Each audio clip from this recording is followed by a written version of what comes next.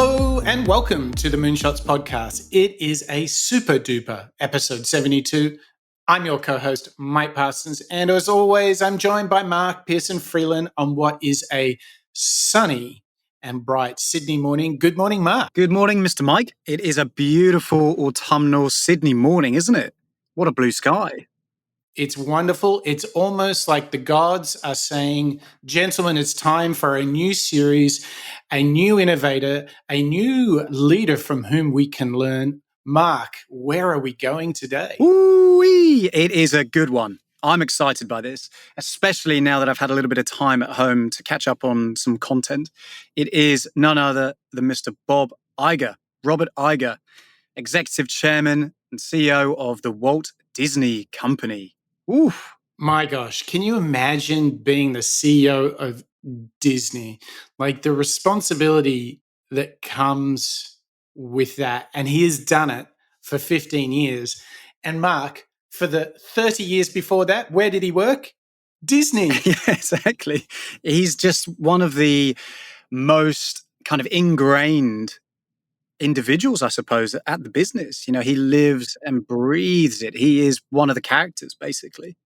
And I think it's really nice to start our media innovation series with someone like Bob, because, you know, right now we're watching and consuming more media than ever. I mean, it's pretty spectacular, the boom that we're seeing for not only for Disney, but also for Netflix and others. But also because I think Bob is a classic man, a classic leader. He would make Peter Drucker, Michael Porter absolutely proud. And I think the fact that in this day and age, how many people do we get to learn from who have essentially worked at one company their entire 45-year career? That doesn't happen very often these days. You're totally right.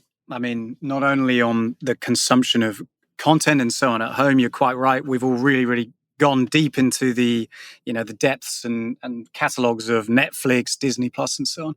But Bob Iger is just one of those guys that he's done the time. He knows this brand so well.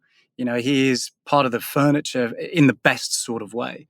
And it's nice to, you know, go through Bob's career, his book. I mean, obviously there's a plethora of audio clips and podcast shows that he's done. And it's just nice hearing him tell his side of the story.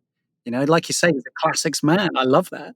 And you know what's not to be forgotten, okay, it's not just his tenure that makes him special, but we're talking about since he took over what was a struggling Disney at the time, he has acquired Marvel, Lucasfilm, hello, brackets, Star Wars, 20th Century Fox, and the big one, let's not forget, he could acquire Pixar. And to think that if Steve Jobs was prepared to let Disney acquire Pixar, can you imagine what that says about what Steve Jobs thought of Bob Iger? I mean, this Disney under his tenure has become epic. It has become vibrant and thriving. And we've got someone who was at the steering wheel for 15 years, and we can learn from Bob Iger how he built a great Disney, how he leaded, how he was the best version of himself. I mean, this is a great privilege, someone who has accomplished so much, and we can decode it and learn from them. I mean, I'm pretty fired up, Mark. Well, me too. I'm totally fired up. You know, exactly like you say, there's so much to learn from him with regards to becoming your best version. I think that's a great terminology because I think Bob is his best version. He has done so much incredible work in the acquisitions of these mega properties of Pixar, Marvel, Lucasfilms, and 20th Century Fox. And it's been great fun, you know, diving into his career and what makes Bob Bob. And there's so many little tips and lessons that we can take away from that and inspire us to do it in our own careers. Yeah, so we've got like an action-packed show coming up. We're going to have a look at what it really takes to be a leader, and we're going to get some really new takes. We're going to hear some thoughts from Bob Iger of Disney that we've not heard from other leaders and innovators. And we're also going to get some really smart habits and rituals that we can all do in our jobs. So there's a ton to learn from him and some really powerful truths and values that he holds to be true. And I think that this is a really nice step change from the fabulous Women in Innovation series, which was very much an uplifting and inspirational set of women. Now I think we're going to move into some different thoughts, very much some classic leadership and management skills, some great habits to have, and some real truths about staying the course and working to the very best of your ability. So, what an action packed show. But before we get started on our first clip, Mark, if anyone wants to get show notes, hear the back catalogue of shows, where does everyone go? There's a great destination, and it is soon going to be as big as Disney Plus. I know it. It is moonshots.io. We work very hard at keeping the site up to date with all of our latest shows, and we're going through the back catalogue, adding transcriptions to all of the shows as well. And you've got show notes up there. You've got some links to additional sources. So please go and check it out. Let us know what you think. Drop us an email and just interact. You know, we put a lot of love into our little property, and it's always nice to hear from our fans when people get in touch. Absolutely. And don't forget, if you are listening and you've got your mobile device in your hand, jump into your podcast store, give us a rating, give us a review. I think we're almost at 100 now across all platforms.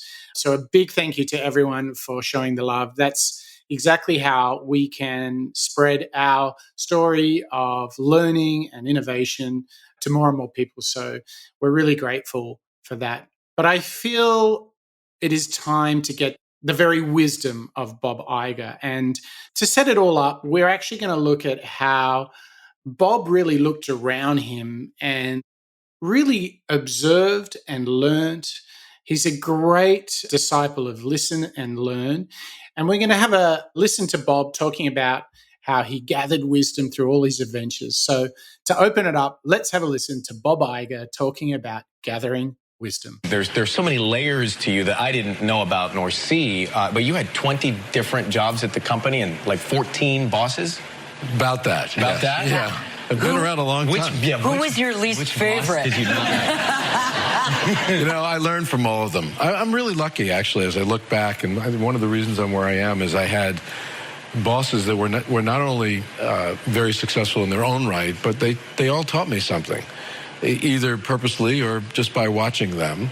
And I had great mentors, and you know, they all are responsible for the achievements that I've made. But a lot of great wisdom here is traded at the urinals in the back of it. And you gleaned some great wisdom as well. You know this for a fact. Well, I thought the quip that he came back with was very quick. Yes. I worked for a man named Ron Arledge, who was renowned in ABC Sports and then ABC News. And we were standing next to one another. You do not have a shot. Oh, there's Look Ron. at that. By the way, look at you, Bob. I don't know when that was. You have looked like a movie star your whole life. The hair is a slight improvement. That's fabulous. But I was standing next to him in the men's room. For those of you who may not have experienced that, you don't know whether to talk or not. I'm standing next to my boss, who I did not get a chance to speak with very much. And he asked, "How's it going?" And I said, "Some days I have trouble keeping my head above water." And he responded like this: "Get a longer snorkel." And this is all being said at the urinal. Yeah, there's so many ways to go here. There's a lot. No. I would have been in a therapist I'm a Disney guy. No. I'm a Disney guy. No, he was merely saying, "Hey, if you think it's tough, right, toughen up more," or something. That's actually great advice, because nobody, you know, at that level, nobody's going to feel sorry for whatever your daily trials and tribulations are, right? I learned that early. Yeah. It's a little bit of an unusual clip. It's a nice, honest, revealing story. I think what's fun about this and what we can take away from it is Bob's admission that his 14 bosses in those 20 jobs, every mentor, whether they intentionally go out to teach a lesson or whether it's just something that you listen in and observe and absorb, they're responsible for your success. So you're a part of everything that kind of comes before you. And what's nice about this, and something that I think I'm going to take away from this clip, is how can I help those around me? How can I mentor those to help others achieve their very best? For Bob, this interaction, even though it might be, a little bit rare for him and his boss to rub shoulders, so to speak, it's actually a really good little valuable little tip. Admittedly, it's a little bit hard, this longer snorkel, tough it up scenario. But actually, as a bit of advice, it's nice. It is. And what I really took out of this is not everyone is going to sit down and walk you through things, explain things, and teach you the lessons.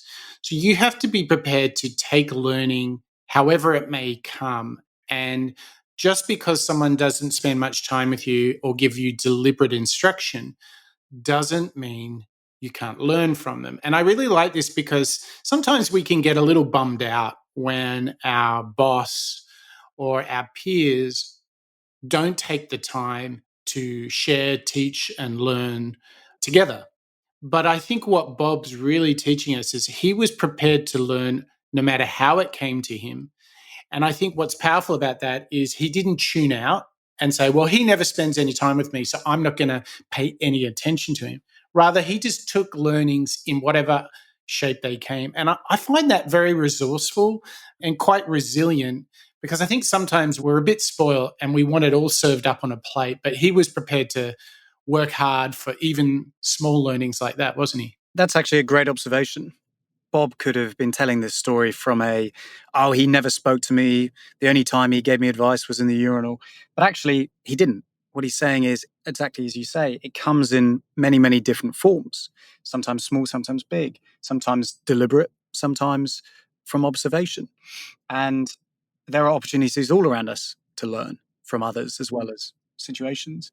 Particularly when it's not presented in a form that's really packaged for us. I think work a bit harder on our learnings, even if it's maybe even tough to hear or unusual to hear. If you work through it, you can take a little bit of wisdom from every moment.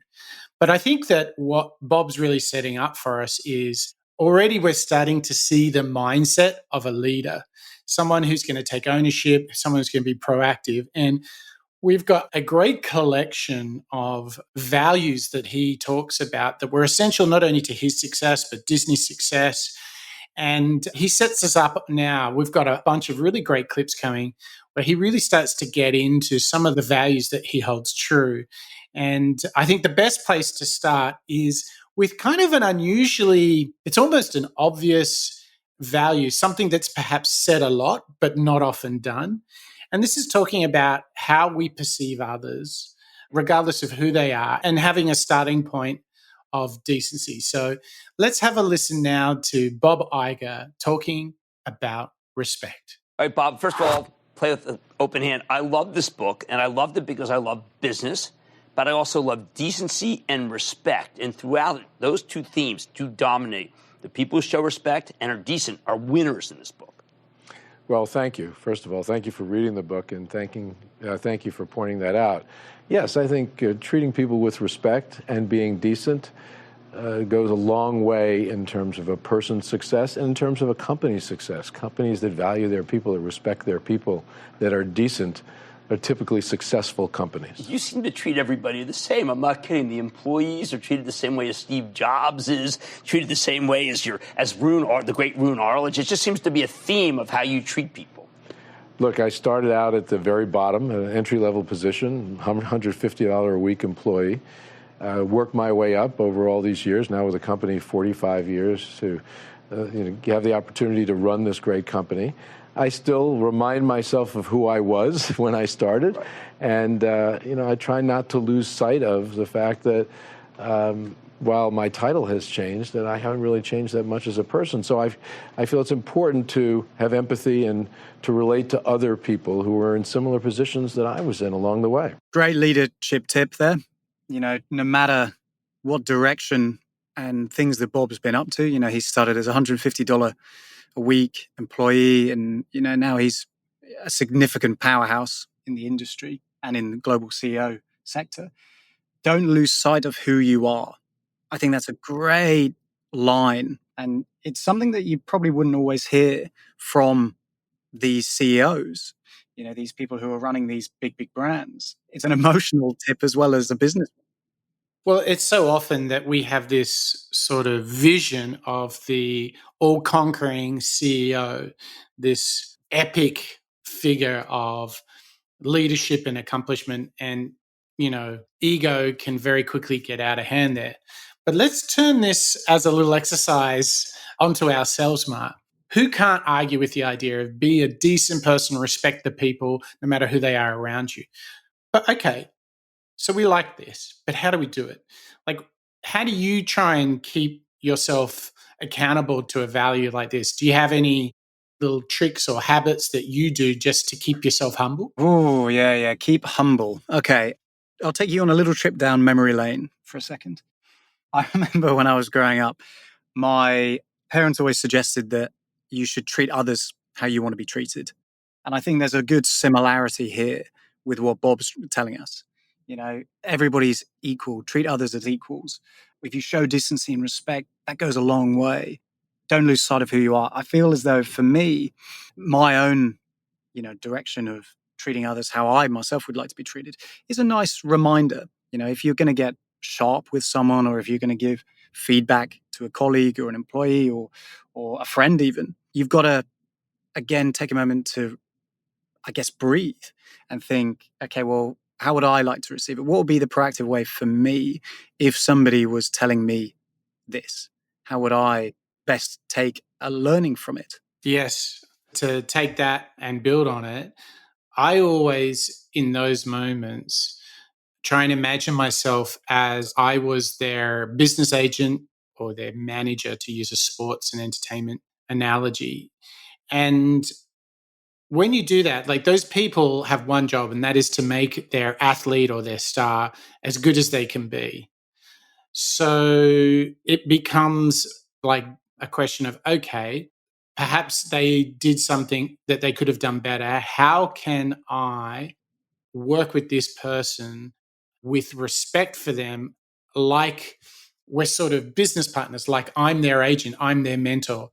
And the reason that this is very powerful, because as soon as you take on I'm their coach as a mindset, is it gets you a long way away from just getting into, let's say someone gives you a really poor communication, poor feedback, and maybe makes it personal, and you want to like fire back with a personal retort to them and sort of get into this kind of hand-to-hand combat.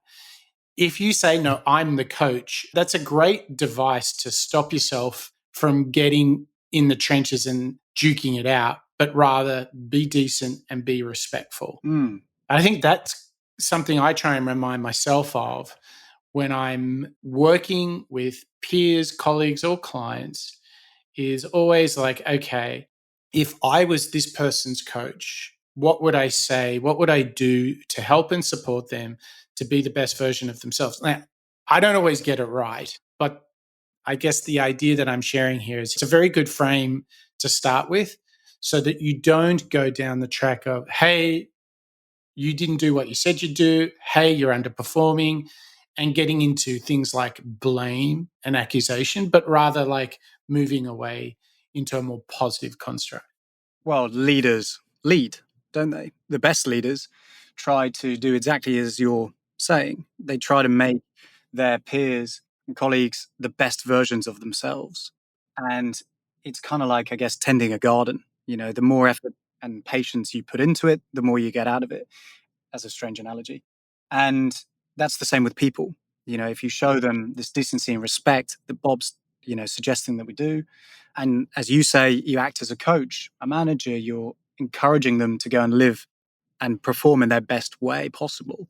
Suddenly, the return on investment that you get out of this person is actually very, very high, because they are showing that passion. They're responding in the best possible way. Look, culture is everything. I mean, you look at any winning sports team and you can see and hear and smell the positive culture. You look at a great basketball team like of recent times, when the Golden State Warriors were winning back-to-back championships, or if you're watching Netflix and The Last Dance, if you look at Chicago Bulls when they're at their zenith, everyone is coming together around a mission. Everyone is fighting the fight. Everyone is giving 101%. that is culture. And culture for me is built around how we collaborate, how we interact with each other, which is behaviors. And I don't know, I think decency and respect have to be like the first values as part of that. So if you want to feel good when you're amongst your teammates, then for me, it starts with decency and respect. And I think that there's sort of another way to turn this. Like if you have a very sort of positive reinforcement model and say, hey, I'm their mentor, I'm their coach, how would I treat them? There's another side to this. So look, we're all human. So sometimes we can fall into a bad habit or a bad response.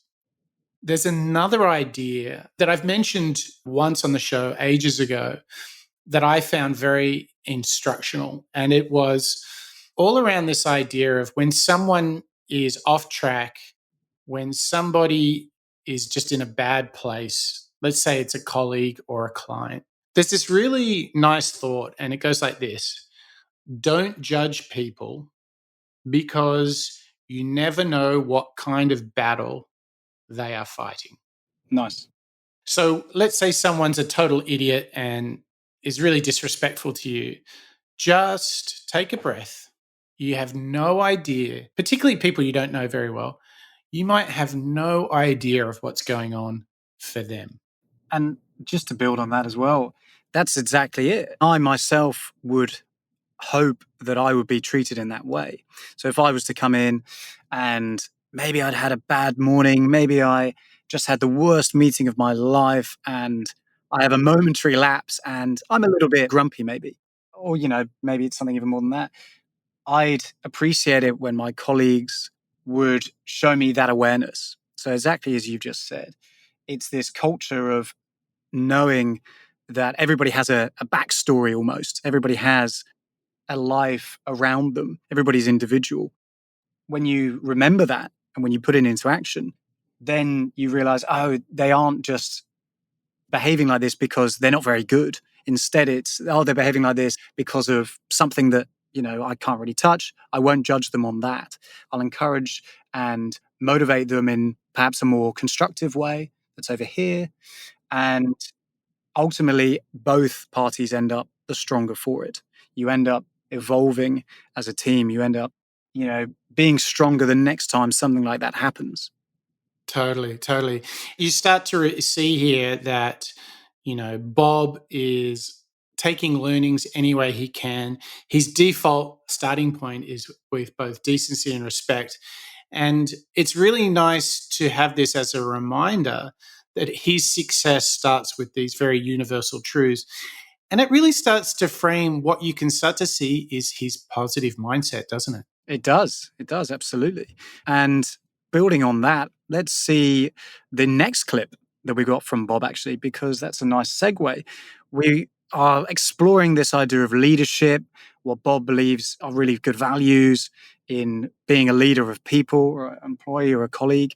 And there's another core principle and element that Bob tells us that helps him drive progress forward, that he believes is one of the core traits that any leader should have in place, and that is optimism. That the great leaders have, I've discovered, is optimism. You talk about the negative power of pessimism and the positive optimism. I just want to leave us, I find so many people are pessimistic right now. It's driving me crazy.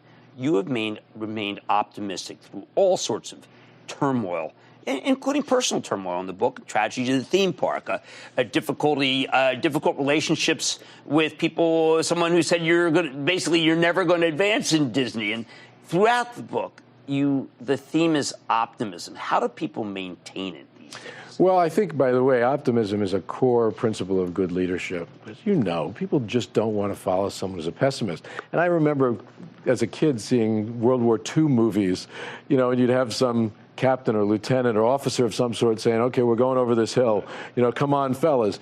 If that guy is a pessimist, who's going to go over the hill with him, And if you equate that to business, it's in many respects, somewhat similar. It's an interesting world. Change is so rapid, so profound that it creates a huge amount of anxiety. In some cases, cynicism. In some cases, people view the world as dystopian in nature. That's actually why I like Disney so much, because what do? We manufacture fun. We enlighten people. We tell stories that are optimistic, where the future is bright, good will triumph over evil. There's value in adventure, the value of love, friendship, family, respecting your elders. I mean, I could go on and on. Well, that's Disney. In this world, what a better time to be in this business. And it's actually, I just met with 325 Disney executives in Florida, at Orlando, and I said to them, another reason to be optimistic, there are many if you're at Disney, is that factor. Look where we are in the world today. I really like this because for me, I'm quite an optimistic, growth-minded person. And I just see it as optimism as an essential life force. You have to wake up in the morning believing something good can happen. And I mean, holy smoke, right now in a post-COVID world where we've been quarantined and so forth, more than ever, do we have this choice? Do we want to be victims or do we want to take ownership? Do we want to be negative or do we want to be positive? I think this is quite a reminder from somebody who was told, you're never going anywhere in Disney, you'll never be the boss, to someone who's had a 15-year tenure as CEO who has smashed the records, turned the company from sort of stagnant to a growth engine. I think this is a very timely reminder on the choice that we have around our mentality. You're totally right. This choice of thinking about or approaching problems or opportunities around us is totally up to us as an individual. It depends on me to interpret a problem or an opportunity and respond to it appropriately. And what I like about this, bit of advice from Bob, and exactly what you've just said, Mike, which is, having an optimistic growth mindset is a good trait to have as soon as you wake up, basically. It's a good challenge, How do I try to keep myself on this optimistic track each day is something that I think everybody can sort of be challenged with. What's your secret? How do you wake up and feel optimistic? What kind of gets you into that right headspace, do you think? Well, I heard an Uber driver, he had this ritual that he told me about where every morning he wakes up and he is just grateful for a new day. He always thinks to himself, every morning, I'm the luckiest guy in the world. And I love this choice to wake up and to say, wow, what can happen today? And to me, it is, in terms of the timeliness of this, it's ridiculous because there's all this uncertainty and craziness in the world. We don't control that, but we can control how we think about it, how we respond to it. I love the reminder that I'm getting here that optimism is a choice. And sure, you might be optimistic, but you still face great challenge. This takes me straight back to our most recent show with Arianna Huffington. She was a poor girl in Greece who said, I want to go to Cambridge. And everyone's like, are you crazy? And do you remember her mum was like, let's see how we can do that. Yeah. And she not only went on to do that, she founded a company. She sold for $300 million. That company won a Pulitzer Prize. Like, oh my gosh, there's some optimism. And in fact, if you look at the whole disposition of Melinda and Michelle in the Women in Innovation series, again, they chose to be optimistic. So whilst they have different things to teach us from Bob, the thing that brings them together is optimism, and that's a choice. For me, I don't think we can remind ourselves of this enough. And I think anyone who's listening to this at home under quarantine, I would just say, here is your chance to say, okay, yes, there's some challenges, but what did I learn? How can I make a positive out of a negative? It's a great mindset. It's great. It's a good, encouraging reminder for all of us. I mean, whenever you and I speak regularly on the phone, and actually I do notice the first call that you and I might have in a day, you do call out the positive. You do say, what a beautiful day. What a beautiful time to be around, look at the sky, even though we're isolated or at home, just look outside. And I appreciate that. It's a good reminder to me. And what I take from Bob and what I take from, your calls, Mike, is as soon as we improve our own optimism, as soon as we change that mindset and start looking on the bright side of life, as Monty Python would say, and much like your Uber driver, he's very, very grateful every morning, that starts to rub off on others. Bob is saying, be a powerful leader by being optimistic. Nobody's going to follow the negative person over the top of a hill. When you are optimistic and when you believe in what you're doing, when you're positive, when you're happy, that's a very, very powerful force that people are attracted toward. And it gives people confidence and it gives people the empowerment to go and, pass it on. There's a great behavior that I've seen in a few different countries around the world, which is pay it forward. So if I'm buying a coffee, maybe I'll buy 2 coffees and the person behind me in the queue will get theirs for free. Just, it's a little bit of a tangent, but actually that's quite a optimistic, playful, powerful behavior that actually does make a difference for the person behind me. And I think even as leaders, that can continue in your work, in your career. So to look at the other side of this, or sort of what comes after this, what Bob has another teaching for us, like, okay, so you're treating people right, you're learning in any situation, you're optimistic, and things start going well, okay? Now, on the other side of this is success. And what comes with success is sometimes ego. And he has more learnings from us. It's great. Now, what we've got the chance to do is to look at what happens when your things are going well, you're hitting home runs, you're meeting objectives, ticking boxes, everything's going well. People are recognizing and acknowledging the success. Bob's got some powerful values and lessons for us around, okay, don't get ahead of yourself. So let's have a listen to Bob Iger talking about what not to do and how to fail as a leader. Well, I think leaders fail for a number of reasons. Arrogance is a sure way to create failure. Sometimes in leadership positions, in positions of power, particularly when success ensues, it's easy for people to allow success to go to their heads and to get arrogant. Sometimes they fail because leadership can be an isolating experience, and in isolation, you lose the ability, for whatever reason, to hear differing opinions. Sometimes with leadership comes a power that intimidates people to even express themselves in honest ways.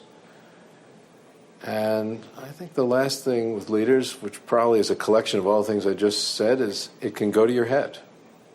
The old power corrupts, I think, is an truly apt statement or concept. It's a statement or concept that obviously we see in a lot of Disney movies as well, but it's, born out of a total truth.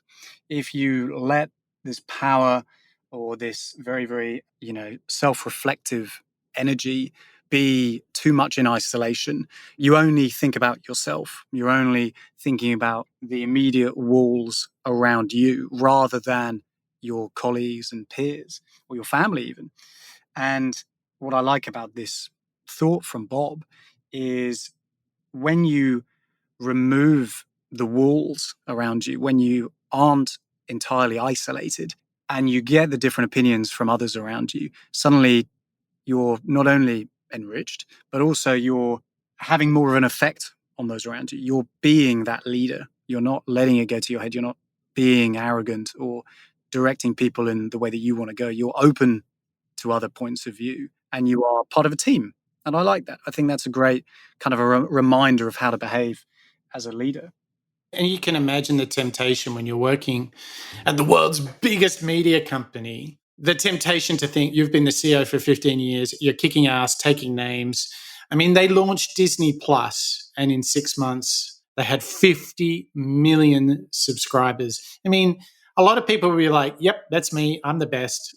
But you're absolutely right. It's a very good reminder. And once again, what you see here is something actually that I saw in Michelle Obama, and that despite all of her success and being the most powerful couple in the world, she was still prepared to accept her story and to admit to challenges in a very open and frank way in which many people don't. And I think Bob is actually cut of the same cloth. He's like, easy, Tiger, calm it down a little bit. Don't get ahead of yourself. Listen to points of view around you, maybe those that are different. And it is, you're absolutely right. It's a great reminder. But I want to remind you, Mark, and all of our listeners that we are not done with Bob Iger. We have some other really, really good clips to come. How would you describe the next set of clips we've got? How would you describe those, Mark? Because there's some goodies in there. Well, a lot of the podcasts and Bob's work so far that we've discussed are all about leaders. It's all about leading people. And I think that he's the man if you want to learn how to lead well. He's a classics guy. And these values that he's already told us about, decency, respect, optimism, avoiding arrogance, these are really, really good tips. What we're now going to explore is something a little bit more akin to day-to-day work. How can I, as maybe an employee or a peer or a colleague, action some of these tips if I'm not leading one of the most popular businesses or companies in the world? Wait for this, Mark. 200,000 employees, right? So let's say you don't have 200,000 in your team, but there's still some magic, isn't there? Where should we start, Mark? I'm going to start with Bob's focus on this small detail. It's something that we all strive towards. But no matter what it is, no matter what you do, even the smallest detail that you are in control of, as long as you've done it well, it contributes a tremendous amount to the value of the project as a whole. First of all, there's a Japanese word, which he didn't teach me. I discovered in a documentary about a sushi chef in Tokyo called shokunin, which is the relentless pursuit of perfection. Mm-hmm. I've never worked with anyone or seen anyone up close that embodied that than Steve Jobs. He believed that perfection, mostly in the product that they created, had incredible value. And that was a core value to Apple, as a for instance. He had talk about guts and the ability to take chances. Phenomenal. Yeah. Phenomenal. And the perseverance often required, particularly in the face of tremendous pessimism. Yeah. He was quite something there. He also had an incredible designer's eye. And I've worked with people before who have taste, but he could hone in on the most minute detail and understand that even the smallest detail, if well done, contributes a tremendous amount of value to the whole. For me, the idea here is that if you're truly doing something which you care about and you're proud of your work, then you should strive for perfection. And it's really a question of being proud, not only of your work, but of yourself. You want to be able to stand behind your work. Maybe even greater yet is something that I've spoken about a fair bit, which is, what is your legacy, right? And I think that every day we have a chance to strive for perfection. One of the things I do, Mark, is I have Grammarly, and I use that grammar checking tool in order to make sure all forms of my written communication, from email to documents to white papers to case studies to masterclasses, you name it, everything goes through Grammarly so that my communication is as good as it can be. I really like this idea of holding yourself to a high standard. So my question for you, Mark, is when you're striving for perfection, what's something you do to raise the bar? Mm-hmm. Good tip. Grammarly is a fantastic add-on to your browser. And, actually, I must admit, I also use it too. And it's a great value add. For me, I think it's also possible to strive for perfection by working with others. So I like to collaborate. I like to co-create. And something for me, before getting started on a project, whether it's an email or a presentation or a new proposition of some kind or a product, I like to really, really understand as much detail as possible. I like to sit with colleagues and peers and really get into the detail of, okay, well, what is it? Why does it matter? What's the data that proves that this could be valuable? Because I believe that perfection as an idea has to be built on solid foundations. Obviously, the word is a little bit subjective, as we know from our own work in the past. But for me, I strive for it by collaborating. I might go away and create something, and I might think, yeah, this is it. I've cracked it. But actually, only, similar to what Bob was telling us a minute ago about letting things get to your head, only when I share it with somebody else do I know, is that the quality checker? Because I might be so far beyond the line thinking that it's right that I only, when working with somebody else and describing it to somebody else, do I realize, oh no, it doesn't work. So I think for me, getting perfection is if I can get another person to sort of agree with my point, my mindset. I cannot tell you how much I depend upon others giving me feedback, contributing to ideas will in the end make my ideas better. Exactly. So every time I've shared an idea, it just comes back better, right? It just comes back better. And I think a lot of people feel that they can't share something till it's perfect, or they are scared, and this always blows me away, that someone's going to steal their idea. I think the thing is that if you have a disposition, ideas get better. And look, let's be honest, in our work, we know you can have the idea to do a podcast on learning from innovators, and that may or may not be a good idea. But the real truth that we have learned time and time again in this show, ideas are 1%, execution is 99% because it takes courage, resilience, discipline, stamina. You've got to stay the course. So for me, perfection is just share it and work on it together. I couldn't agree more. You're totally right. Everybody's got good ideas. Everybody thinks that they've got the next big unicorn, but actually it's all about, like you say, the execution. And a lot of that requires more than one person. A lot of it requires a touchstone, to tell whether it's gold or not. And when you're sharing those ideas with others, that's when you can understand whether it's a goer. And you get different perspectives, and different perspectives make better ideas. And I can tell you what, Bob Iger's got some thoughts here, because if you're thinking about ideas and going for perfection, never has there been a greater challenge than to take a company with such history in the past to think about the future.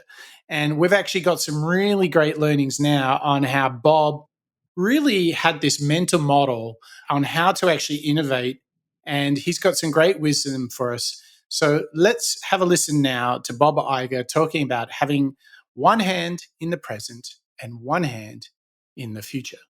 Well, as you can imagine, when you manage a company that is as complex as this in so many businesses, there's an interesting challenge to manage for today and manage for tomorrow. I talk about it in terms of using your hands. You have to have one hand in the future and one hand in the present. If you have two in one place, then you fail. If you have two in the future, then you're not managing your business day to day, and that's a big problem operationally. And if you're just managing today, then you're going to miss out on opportunities, or you're going to completely ignore significant threats and not prepare yourself for that. So this notion of protecting the present is something that I talk about a lot at the company. Sir David Putnam gave a speech in the UK a couple of weeks ago, and he said, protectionism is much more digestible than innovation, which I thought was very well put. So as the CEO of the company, I feel that it is my role to make sure everybody's got a hand in the future and a hand in the present, and that we are mindful of the value the present is delivering, but not so overly protective of it that we're ignoring a world that is changing right before our eyes. This is a good thought-provoking clip because it's telling us you've got to have hands in both time periods. You've got to think about your business now. You've got to protect the present, but you can't not plan for the future. You've got to have a hand and an eye looking towards the horizon. But what I like about this is actually, again, it's tied into all of the other clips that we've been talking about so far, because only by being a valuable and trustworthy leader could he inspire the business to think about both time spaces. Look, Mark, that's the only way he could get the team to entertain the idea of what he called a more undigestible idea of being disruptive, doing things in the future. Because what he said is like, being in the past is very comfortable, right? Just keeping the things that you do today going. That's a very comfortable disposition. what he was suggesting is how uncomfortable we get when we think about change, when we think about doing something differently. And you're absolutely right. You don't have permission to lead people into the future if they don't feel the respect, the common cause, the fact that they're cared for, the fact that they're safe. These are themes that we've heard a lot of. But what's really fascinating here is this is Bob Iger's version of a mentor model. And somebody else who was very good on mental models was Elon Musk. And he is all about the sort of a very quantitative look into the future and inevitability. Even if it seems ridiculous today, he can think about it in the future. What's interesting is Bob has a more of a people-based mental model, which is, hey guys, we need to be half in today, half into tomorrow. And what I like is these are two different, incredibly successful people who've led companies into the future in very different ways. I think that's really interesting to see that there were two different paths to creating the future. What do you think, Mark? Yeah, I think that's a great observation. You know, Bob's admission of protectionism, it is, like you say, very, very easy to focus on the past. It's very, very easy to only think about the present because it's right here, right now. And only when, I think what's a good demonstration of a leadership behavior is when you're not only thinking about right here, right now, but thinking about the future, thinking about not only where you're going to be, but where's the company going to be? Where are your peers and colleagues going to be? I mean, I must admit, it does intimidate me, the idea of running a company that has so many different properties. Pixar, 20th Century Fox, Marvel. I know. Trying to protect each of those while also driving it forward and being innovative is an incredible achievement that Bob and obviously his team, he's not shy about admitting that he's surrounded by great people. Again, another fantastic leadership quality. This next clip, though, is really crazy because it builds on this, Mark, because what it does is it actually shows us how he's actually done this, how he's actually looked into the future, and he's done it. And again, this is where you see the difference between him and Elon. I think Elon doesn't have much patience and just goes incredibly quick, breaks a few things along the way. So this next clip is really instructional because it really frames how they built Disney Plus. And rather than rushing, like everyone in the business community was imploring them to quickly launch something to compete with Netflix, they took their time and they showed patience and courage. So let's have a listen to Bob Iger talking about doing this in the right way. We did extremely well licensing our content to Netflix. We're launching this product because we are ready to launch it. We wouldn't have been ready to launch it 2-3 years ago. Why? We wouldn't have even been ready to talk about it. It takes technology, it takes content, it takes the talent to make the content, it takes a marketplace. You could argue that what Netflix has done has actually been good for us because they've seeded the marketplace to robust, over-the-top content distribution and presentation.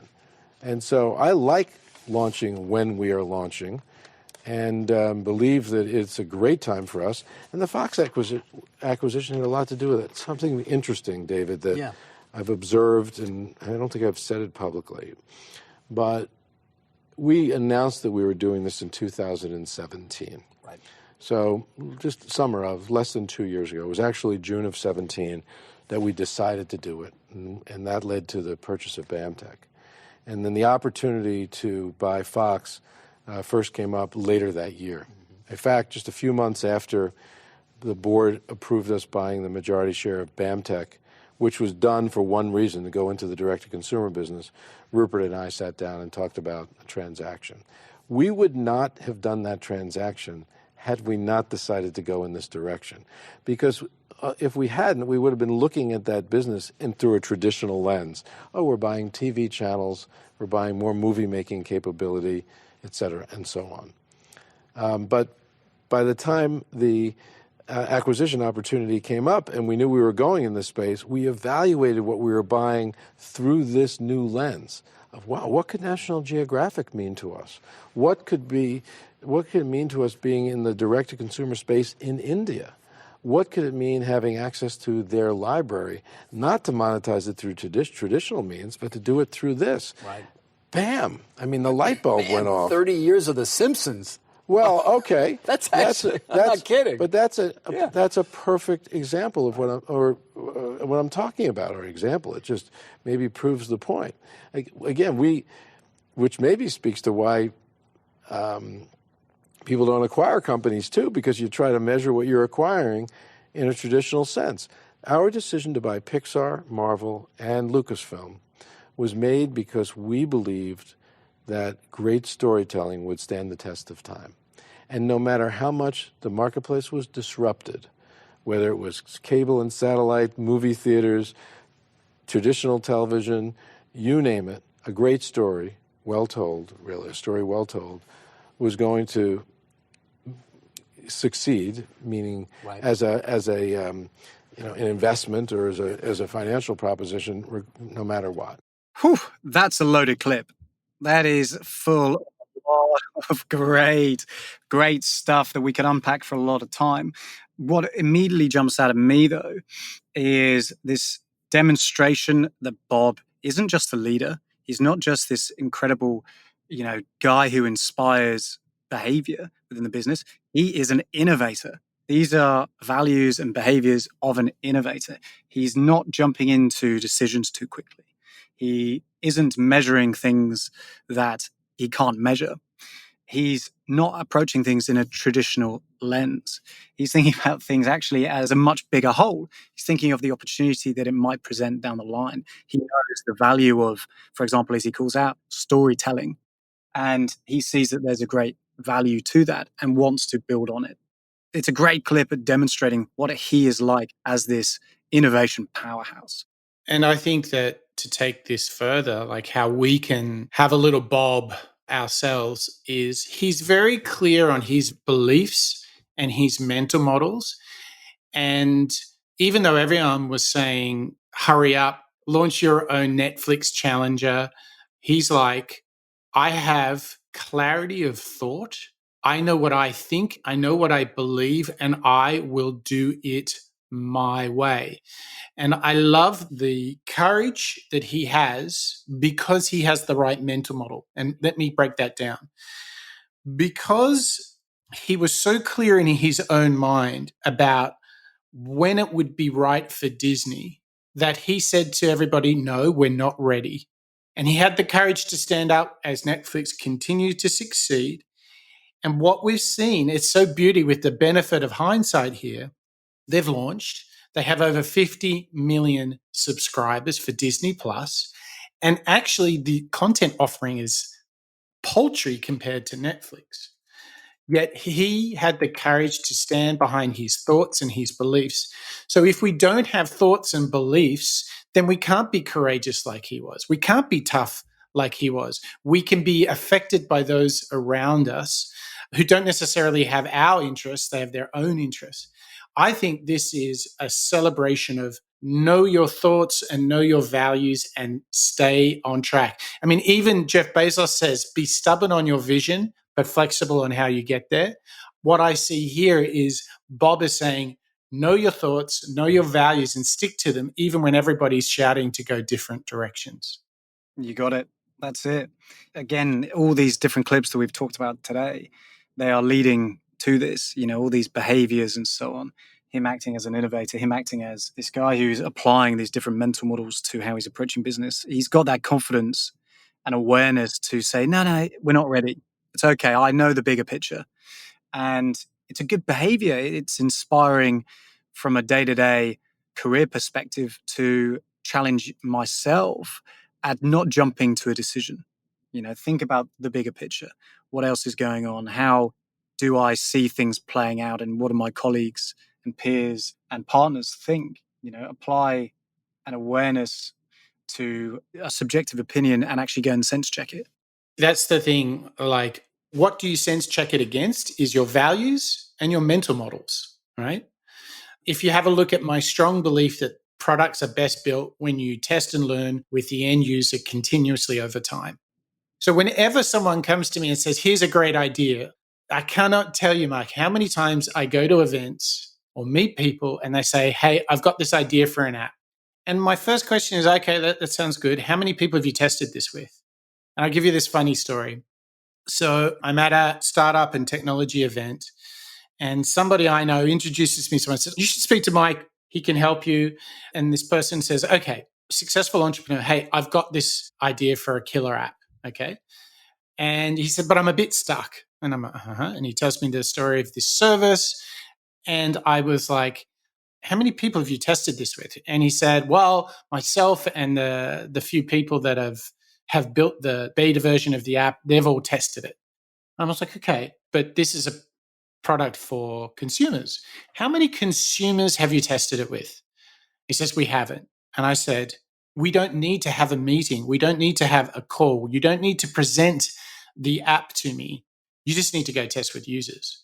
Now, my point in this is more that because I am so firm in this mental model that testing with users is the source of innovation, that if someone hasn't done it, I don't need to spend an hour on a call where they basically try and pitch me the app. I don't need that. And it was quite deflationary because he obviously had been successful in business by doing deals.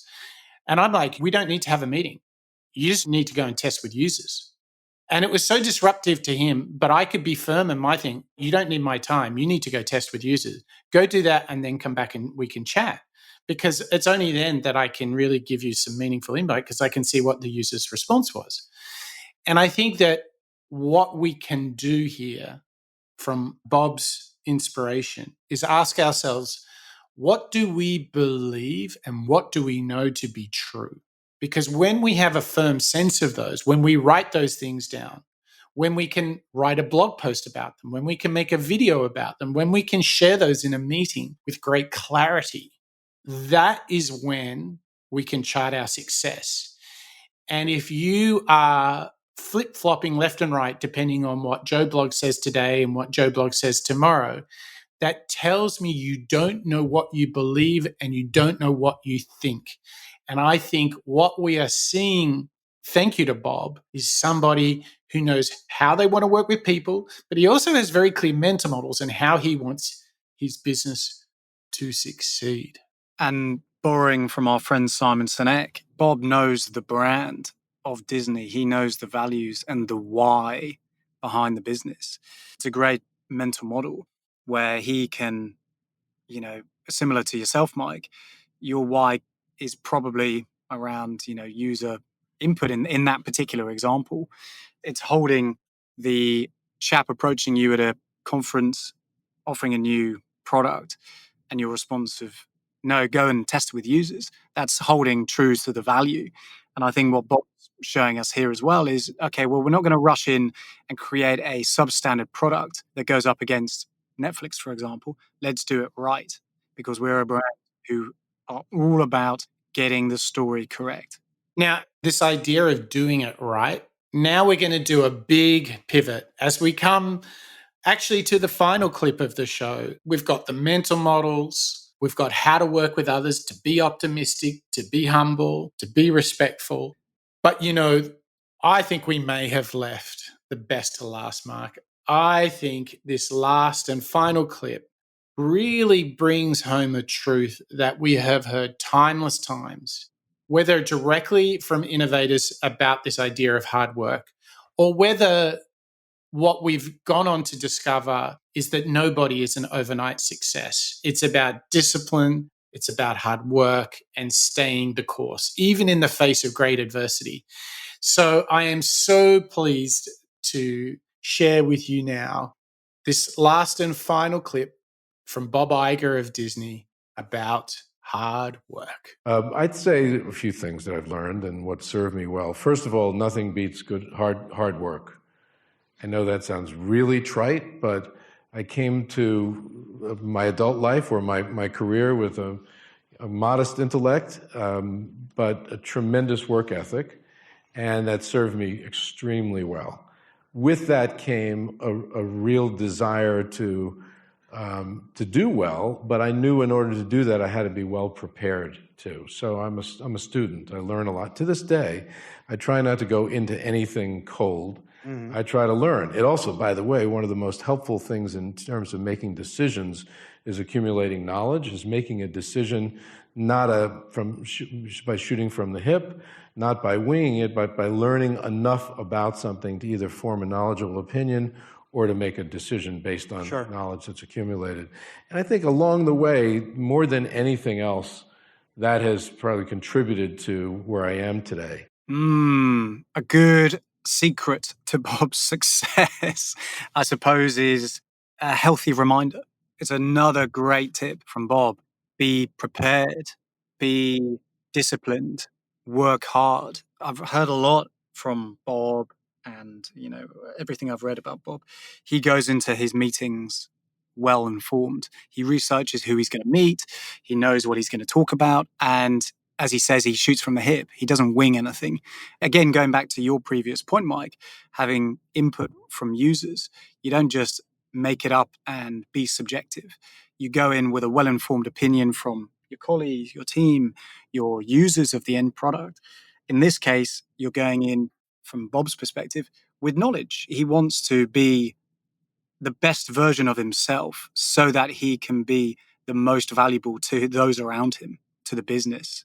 So true. It's a great ending clip, isn't it? It is, because, this idea of hard work and something that was revealed in the clip, which is this always learning, these are such crucial things. And when they go together, if you work hard and you're always learning, if you think about the eventual compounding effect, means that you're just going to be so much better each day than you were the day before, because you took a learning, you built on it, took another learning and built on that and that and that.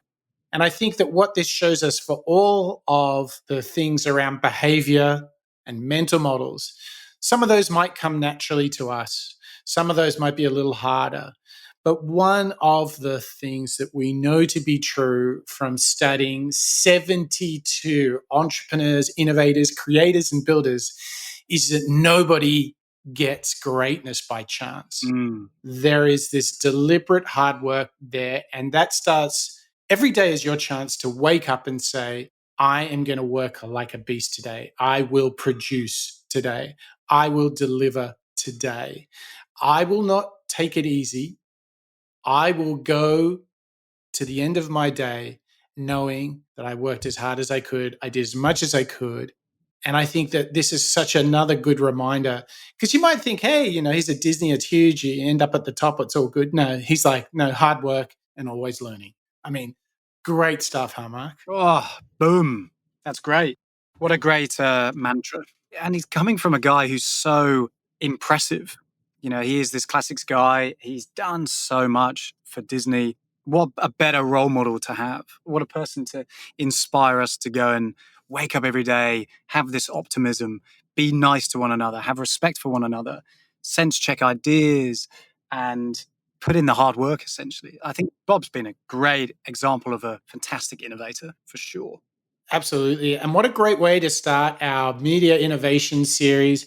We've got Mark Cuban of broadcast.com and the Dallas Mavericks. He'll be next. Then we're bringing Reed Hastings from Netflix. Again, what a timely moment to reflect on a company that is booming right now, not only thanks to COVID, but over the last few years.